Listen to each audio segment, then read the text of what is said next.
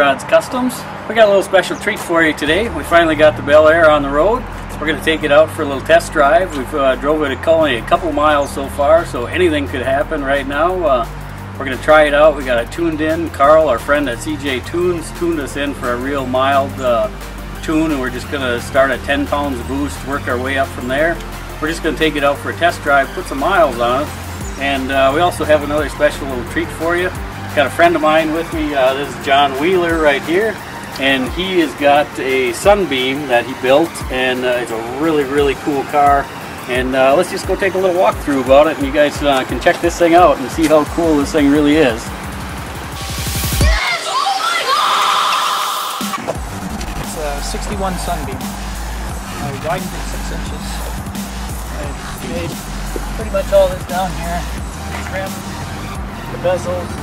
The front end got lengthened 3 inches. So it's all made. Made a lot of stuff. Had to make the door handle. Made the entire dash. Did all the wood. The full console. Made that too. Got some tuning stuff in here to play with. Boost controller, ECU, air fuel gauge. You can change the fuel air ratio on the fly. Nitrous controller stuff. It accepts the iPhone, which is kind of cool.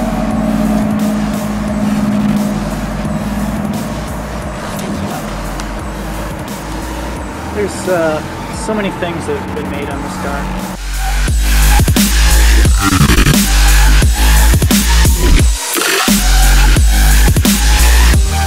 I had to make the taillights because I didn't like the other ones. Made the bezels. I had to make a mold to make the taillights. These are from scratch.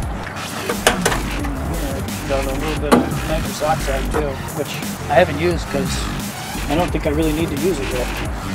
Maybe someday I'll turn that on. This is really cool. Let them take you through some of this stuff, tell you what it's all about. Well, it's a Z-Tech. It's a 2-liter, and last year I blew the same motor up, but the same type of motor. So this spring I built this one up a lot stronger. It's got crawler rods. It's got a new crank. It's got some really giant billet mains, custom-made JE pistons, crawler cams. Had to make the exhaust manifold and the intake manifold. All the piping, did that, made the radiator, made this. This is actually a condenser for the crankcase gases.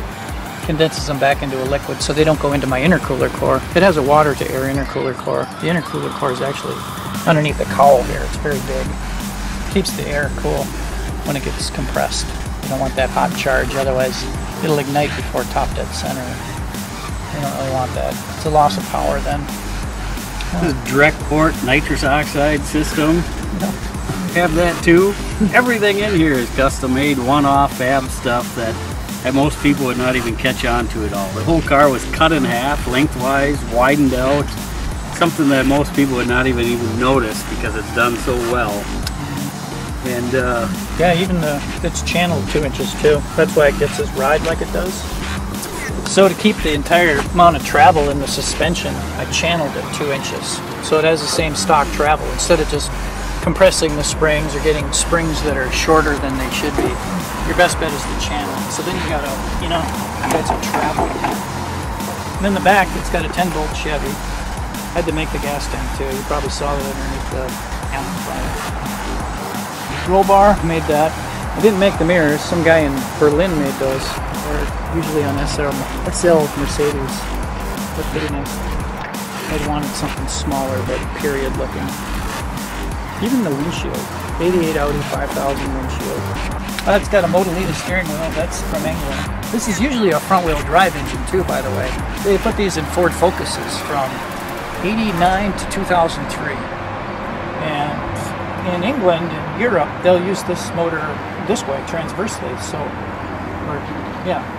then I had to get the bell housing and the tranny to make it to drive the rear wheels instead. So what do you say? You guys want to go for a spin and take a little road trip? And we're going to do a little play-in, a little tune-in, and see if we can make it back without breaking down. Make it back without breaking down.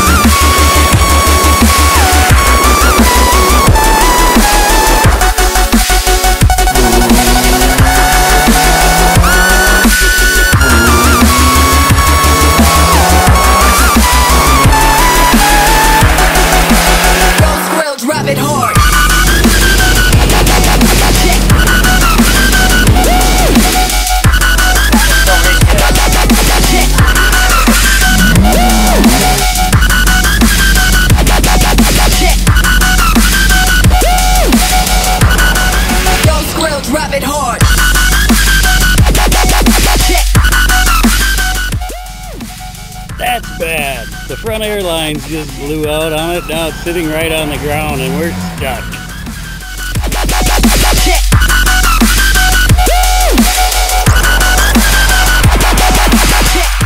Alright, there's the culprit of our breakdown right there. Freaking 10 cents worth of line right there. Air line going to the front airbags. They were up against the transmission lines, and the transmission lines got hot enough to melt them. So there's the problem right there. Easy fix anyway. So we're gonna head home now and try to get this thing back on the road again, and hopefully it won't break down next time you see it. Airline to the front. We don't have any tail lights on. We just got it fired back up again. Alright. Did you push along or what? No.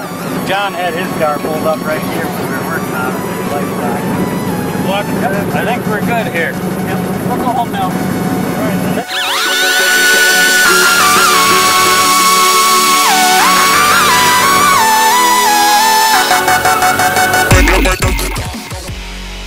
Hey, I hope you guys had as fun with that test drive as we did. That was pretty interesting. A lot of fun.